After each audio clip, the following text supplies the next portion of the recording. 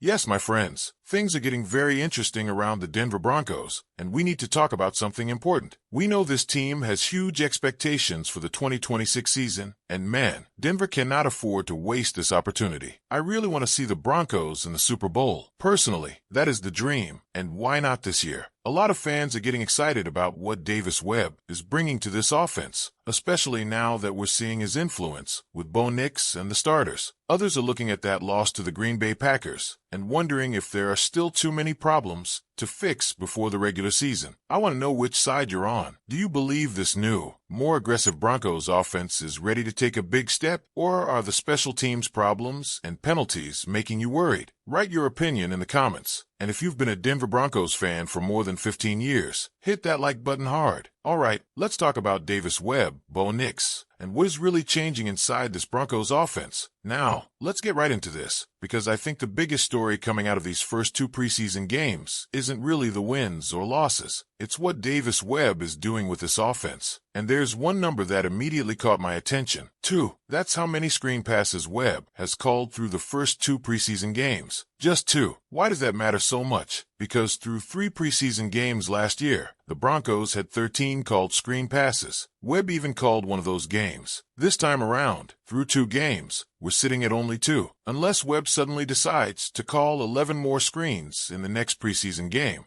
we're clearly seeing something different. And for Broncos fans who wanted Denver to become more aggressive with the football, that's encouraging. But this story goes much deeper than simply getting rid of some screen passes. Look at where the football is actually going. Through the first 2 preseason games, 33.3% of the passing depth called by Webb has been between 10 and 19 yards. That's considered the medium range. Meanwhile, only 26.6% of the passes have been in the short range between 0 and 9 yards. That's important. We're not just talking about changing a couple of plays. We're seeing Denver make a clear effort to attack farther downfield. And that brings us directly to Bo Nix, because it's one thing to watch Webb do this with a second and third team offense. It's another thing entirely to see what happens when Bo steps into the equation with the first team. Against Green Bay, Nix had only 9 passing attempts, so obviously we're dealing with a very small preseason sample. But look at the difference. During the 2025 season, Nix ranked 30th in air yards per attempt at 7.3. Against the Packers, 11.6 air yards per attempt. Again, I understand the context. This was preseason.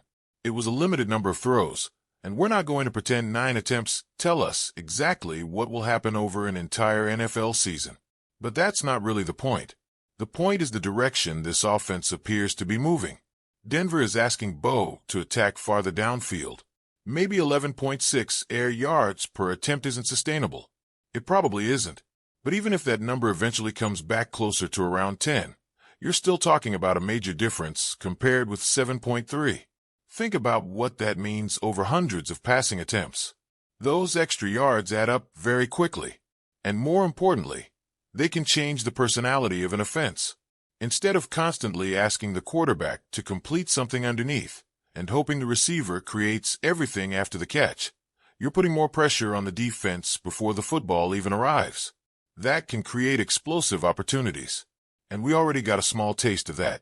Jalen Waddle had a 35-yard reception, and the pass was actually a little underthrown. Put a little more on that football, and who knows how much farther that play goes. That's the kind of possibility Broncos fans want to see.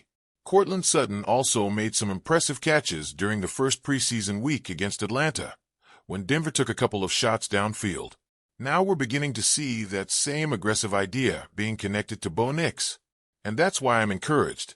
There's been criticism that this Broncos offense can sometimes become too vanilla. There were circumstances last season that contributed to that, including the injury to J.K. Dobbins. But now, with everyone back, the Broncos have an offense capable of producing explosive plays, and Webb seems willing to test that ability. There's another part of this that should make Broncos country pay attention: the opening drives. Remember, the opening drive is usually scripted. These are plays the team has worked on and prepared during the week. So what happened in preseason week 1? 6 plays, 69 yards, touchdown. Then against Green Bay, 6 plays, 65 yards, Touchdown. That's 2 games, 2 opening drives, 12 total plays, 134 yards, and 2 touchdowns. That is exactly where Webb's influence becomes interesting. We're seeing creativity. We're seeing preparation. We're seeing an offense that comes onto the field knowing exactly what it wants to attack. And that's why I don't think fans should look at what happened later in the Packers game and immediately conclude that Denver's offense has a problem. A lot of the players who were on the field during the third and fourth quarters aren't going to be major pieces of this Broncos team during the regular season. Some are fighting for practice squad opportunities. Some might not even make the practice squad. Others could eventually find opportunities somewhere else. So when we're trying to understand what this offense might actually become in 2026, we need to pay much closer attention to the first-team players and the ideas being used with them. That's where the encouraging signs are. Is everything perfect? Absolutely not. And this is where we have to talk about the other side of what happened against Green Bay. Because there is one trend through these first 2 preseason games that should concern Broncos fans. Special teams. This part of Denver's game does not look buttoned up right now, and Darren Rizzi has work to do. One play against Green Bay made that painfully clear. The Packers had a 68-yard return, and for roughly the first 40 yards, the returner went untouched. Not breaking multiple tackles. Not somehow escaping a group of Broncos defenders. Untouched. That's a problem. And when you look at the bigger number, it doesn't get much more comfortable. Denver is allowing 34.25 yards per kick return this preseason. Now compare that with what Denver was doing late last season. In weeks 17 and 18, the Broncos allowed 23.6 yards per kick return. That's a difference of more than 10 yards every time the opponent returns the football. Think about that for a second. 10 yards is an entire first down. When you're giving an opposing offense that kind of extra field position before its quarterback even takes the snap, you're making life much harder on your defense. And field position matters. Special teams doesn't always receive the same attention as offense or defense. Fans naturally want to talk about Bo Nix throwing touchdowns. They want to talk about Courtland Sutton making catches. They want to watch the defense pressure quarterbacks and make big stops. Special teams isn't always the exciting part. Until it loses you a football game. One mistake can completely change field position. One long return can change momentum. One breakdown late in a close game can leave an opposing offense needing only 25 or 30 yards to get into position for a game-winning field goal. That's why this can't simply be dismissed because we're watching preseason football.